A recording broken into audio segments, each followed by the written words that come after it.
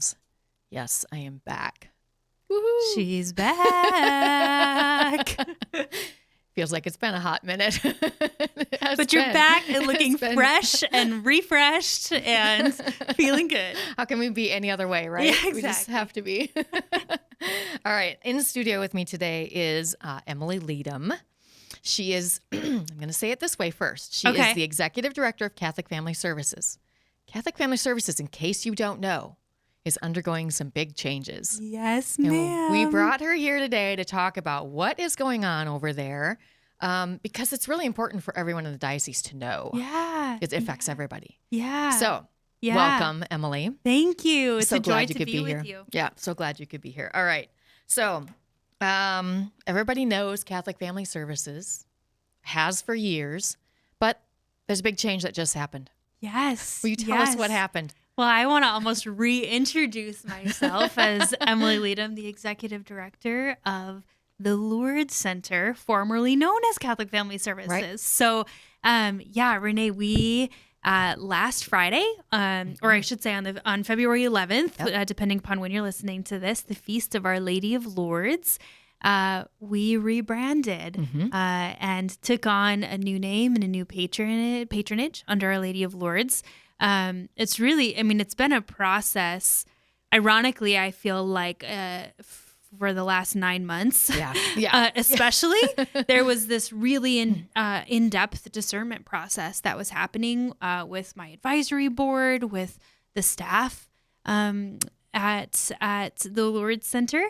And we really increasingly felt a call to change our name. One really practical reason, people always got us confused with the Catholic Family Sharing Appeal, which we can talk about later, but CFS, CFSA. So we were always getting confused with that. And then I think too, even with the foundation to a degree, the Catholic Community Foundation. Yes. There's just too many of those. I love Bishop, but his acronyms, I'm always like, nope, other one.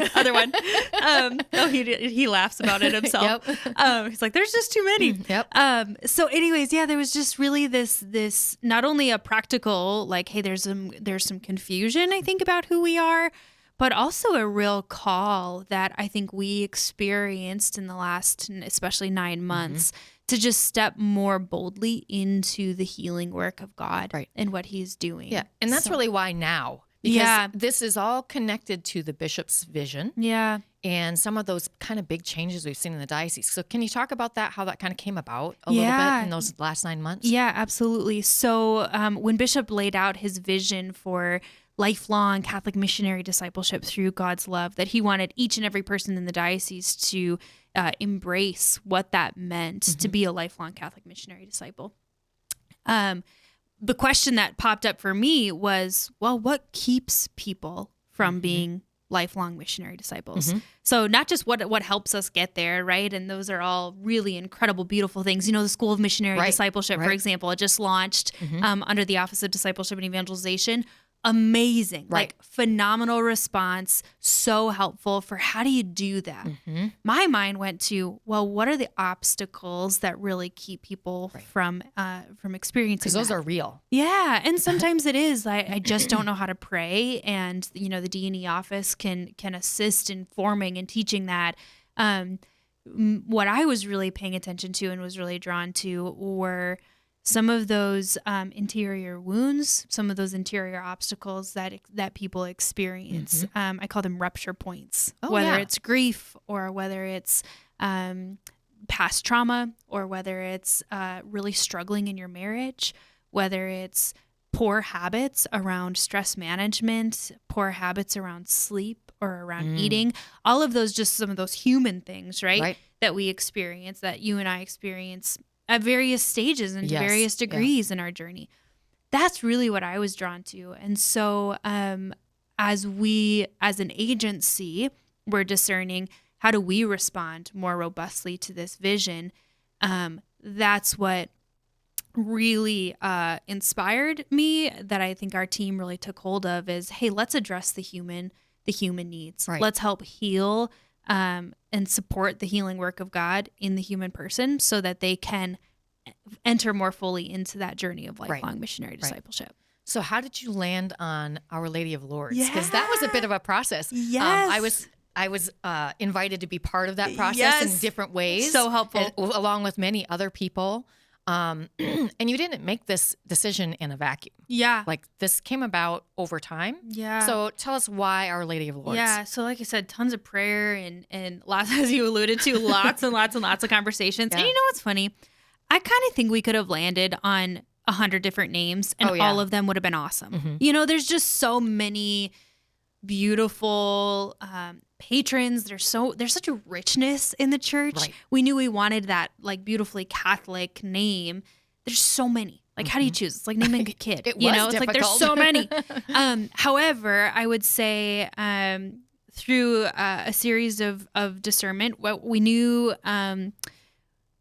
a deep sense of Our Lady's presence was very clear especially over the last 9 months, over the last year, where I really felt like I want people to come in to our space, to come to our programming, whatever it is that we're offering, and literally feel like they're just being wrapped under Our Lady's mantle. So that was really clear. We knew that there was something Marian happening just naturally on its own. So she was just really present. We really look to Our Lady Undoer of Knots. Oh, right. Yep. That's one of my favorites. Oh, she's so great. Yep. We just ordered this beautiful picture for our space of her. So I kind of was like, okay, is it the Knots Center? No, that sounds weird, you know? And anyway, I was really encouraged by some of my advisory board members that said, Emily, just get people together and throw every name you can think of on the table. Yeah. See what lands. Yep. You know, throw it at the wall and see what sticks, I guess is the proper. That's really what we did. Yeah, that's what we did. Over a little bit of wine. And Yeah. So about an hour into that conversation, I think I had just shared with the group sitting there, hey, you know, one other name that I've pondered. And it was funny because it's actually like when I started playing with different names, it's the first name that I wrote down is the Lourdes Center under the patronage of Our Lady of Lourdes. And I just feel like there was kind of silence on the table for a minute. And maybe it was you or one of the advisory board members that just said, I actually think that's really beautiful. Yeah. And it's really classy. And Our Lady of Lourdes, you know, the grotto in Lourdes, France, is the premier shrine of healing in the world. And Our Lady of Lourdes is really who we look to for healing over and over and over again.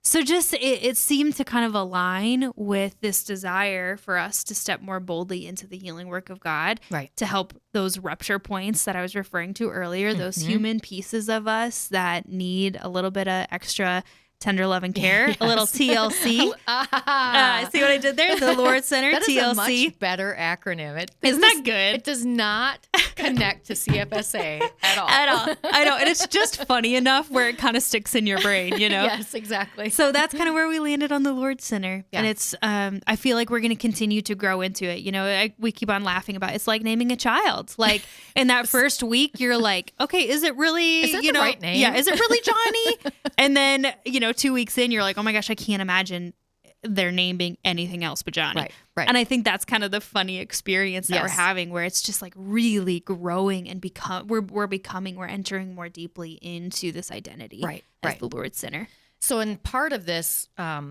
identity too is the tagline that kind of goes with it, which is a Catholic approach to human flourishing. Yeah. Which is really beautiful. And kind of, I know one of Bishop de Groot's desires was to make sure people knew it was Catholic. Yeah. And you put the word Catholic right in there. In there. I think it cannot be mistaken. Yeah. So can you talk about that tagline a little bit, what that means for us? So let's start with human flourishing. Like I said earlier, I was really drawn to, hey, what are those rupture points that people experience that need healing, that need support, ultimately not just for the sake of healing, but for flourishing. Like the ultimate goal is to enter fully into Christ's promise that I came so that you might have life and have it to the full. Our desire is that people would have life to the full. And part of what that means is that we are really flourishing as human beings in who we are created to be as sons or daughters of the living God. So really that was this desire to like point to, this is the direction, this is the ultimate goal, right? Is human flourishing, which is really sanctity. Right. A Catholic approach is really to set us apart. I think in the world of the psychological sciences, you can have varying, what's the word? Varying doctrines, varying, pathways of thought, I guess, in regard to what is a human person. Right. And some are very far away from the Catholic. Yeah, very far identity. away. You can run into New Age sort of ideologies really quickly. You can run into just really secularism. And so I think our staff really felt called to ensure that we were approaching the human person in and through the richness of the magisterium of the church. Right. Meaning, you're created in the image and likeness of God as a human being. We're fallen, but we're redeemed. We flourish in vocation. We're made for virtue, but we fall into vice, right? You can almost go through all of these kind of treatises of the human person and what the church offers to who we are as humans. And so we really approach all of whether it's our counseling sessions, whether it's our programs, whether it's our retreats or the events that we go offer in parishes, we're approaching the human person in and through a Catholic vision of the human person. Right. Basically meaning you're made in the image and likeness of God, and you have inherent dignity, and you're made for virtue. Right. And we're gonna treat you that way. And we're gonna treat you that way. Yeah. Yep. Yeah. We're gonna treat you like a human being. We're gonna be bold in the places where we see the evil one pulling at you. We're going to be bold about those places of vice. We're going to call them out, and we're going to challenge you in great tenderness and love to embrace more fully who God has created you to be. Right. So this is literally like Catholic counseling at its best, really. Really, I think is where you're heading. You're going. You're there. Yeah, I hope really. so. Yeah.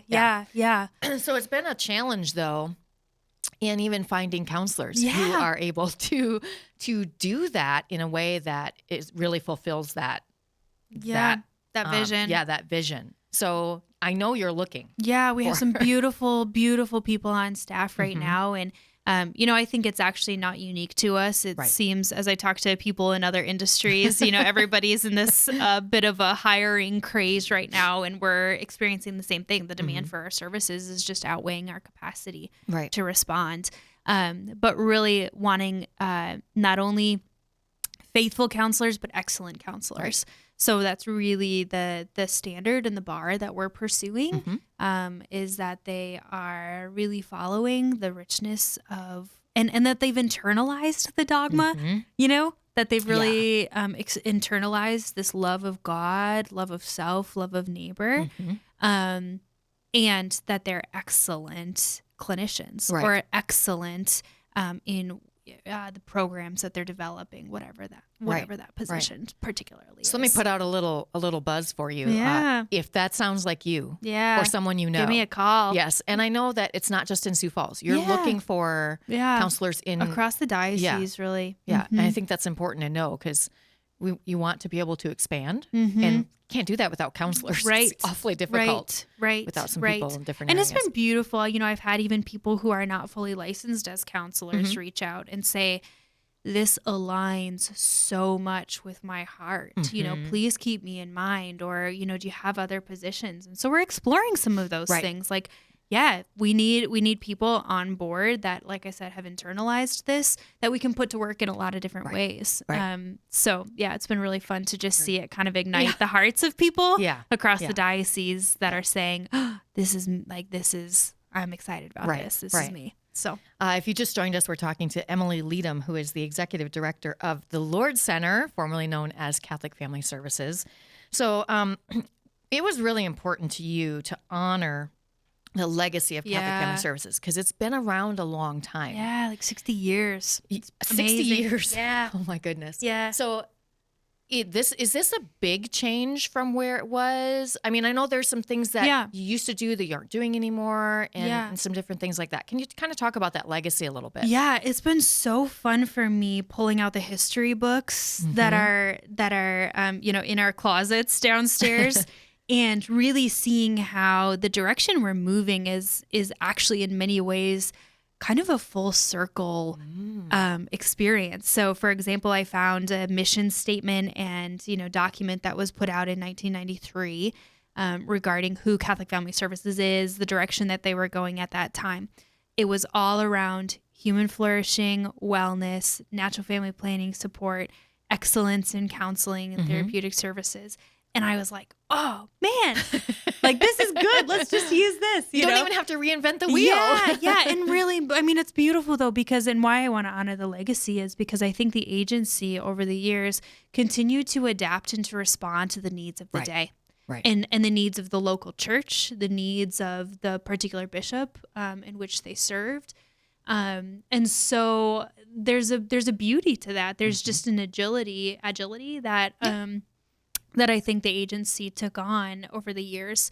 I would say we're really deepening some of what was already there, while at the same time, we did, as many people know, we ended up closing down our adoption program, really, and that was just due to the changing landscape of adoption and the increasing need for foster care, and we just weren't licensed in that area. So, and a lot more young mothers that are choosing to parent rather than place for adoptions. So we were just finding it really difficult with the changing landscape to maintain that program in a robust way that did it the service it needed. Right.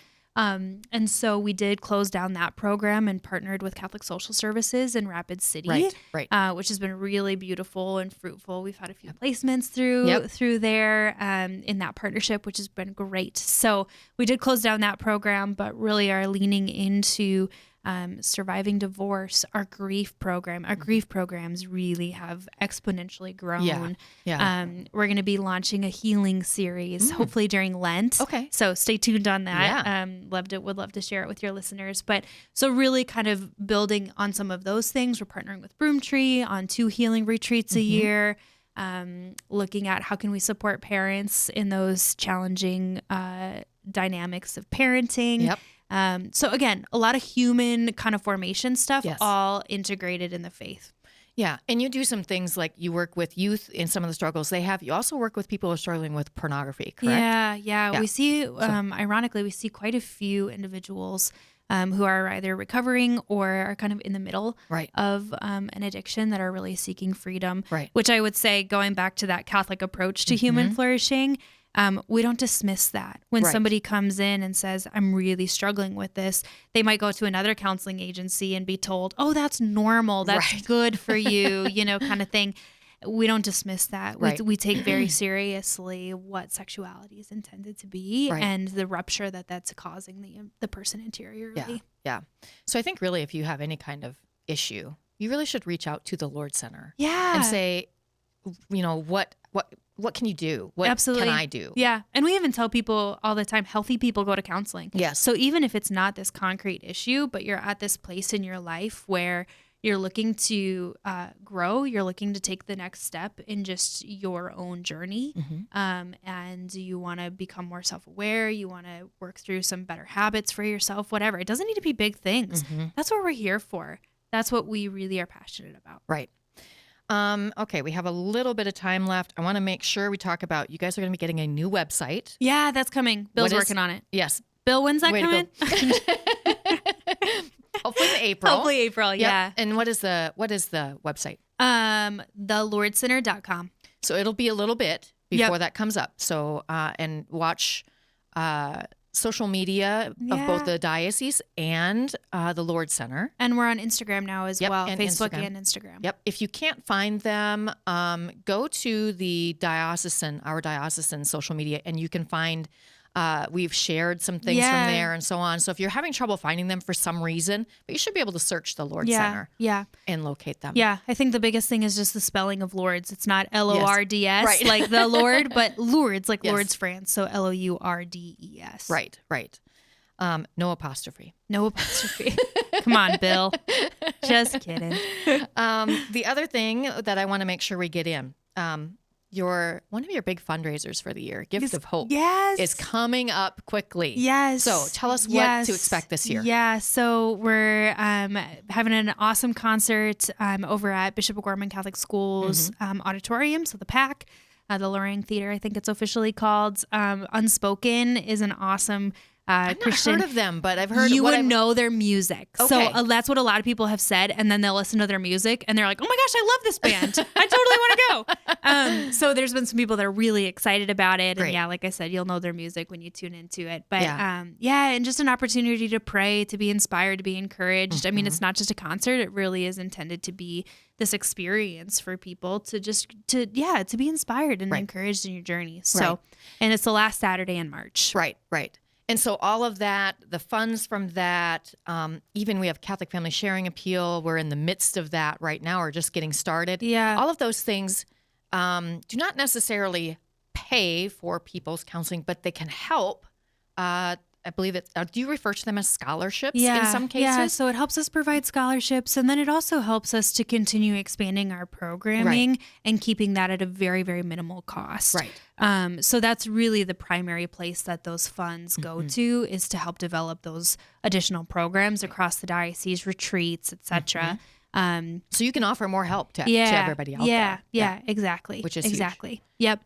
Did we miss anything? No, this was thanks for the opportunity to just share what's happening. It's so exciting. It is. And there's there's a momentum and a joy and a real desire to serve and to serve well. And we're just continuing to grow. I think we've kind of laid a new foundation. Yeah. And I don't know. I think I'd build a house on it. So I'm excited for what God is doing. It's been absolutely beautiful. Yeah. So if you can go find their social media, and if you follow them on Facebook or Instagram, that will help you kind of stay up on what's going on. And they're also going to be providing posts about healing, wellness. I'm not even sure what all we're going to be doing yet, but I know we're really trying to got some exciting things in the work. Out. Yeah. Just so that it's not only a place where you can encounter us, but to be educated as well and to be inspired. Yes. Is really the desire. Yeah. It's not going to be just, hey, this is when grief share is happening, although that will be there. Yeah. But also, just some things to help with daily living and so on. So we're excited. Absolutely. Thank you so much for being here, Emily. Yeah, it was great to talk to you. All right. If you haven't found us on social media yet, you can find us at SF Diocese at Facebook, Instagram, and Twitter. And of course, all of our podcasts are on YouTube at SF Diocese as well. That's it for us today. Hope you'll join us again next week for more Catholic Views.